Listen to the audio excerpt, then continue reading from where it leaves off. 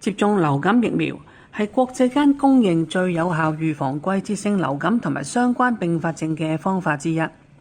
特區政府2025-26年度季節性流感疫苗接種計劃共提供包括科興4價注射式滅活疫苗在內嘅4款疫苗。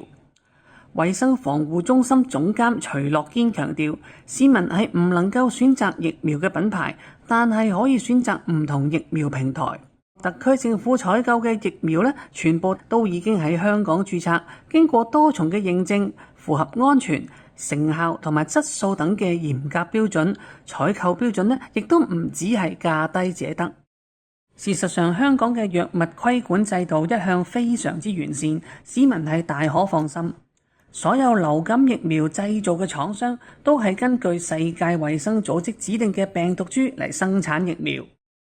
今年疫苗接種計劃包括首次喺香港提供流感疫苗嘅科興藥廠。科興藥廠係一間規模相當大嘅疫苗製造公司，從事疫苗研發同埋生產已經有幾十年。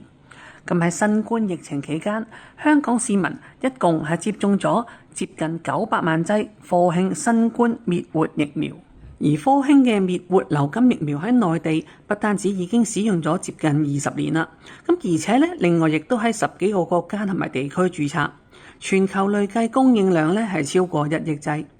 對於孕婦嚟講，科興疫苗並唔係禁忌症，只係由於喺測試嘅時候未有太多有關孕婦嘅數據，故此政府就建議孕婦先請醫生作評估，先至進行接種。對於健康嚟講，疾病預防絕對勝於治療，特別係學校等小朋友聚集嘅地方，每年流感高峰期都不時出現爆發嘅情況，歸功於疫苗接種率上升。上年度學校爆發流感疾病大跌90%，今年大約有2300間學校參與外展計劃，參與率達到99%，反映學校反應積極。醫學界早有共識，認同疫苗係其中一種預防季節性流感同埋相關併發症嘅有效方法，更加可以減低因為流感而入院留醫同埋死亡嘅機會。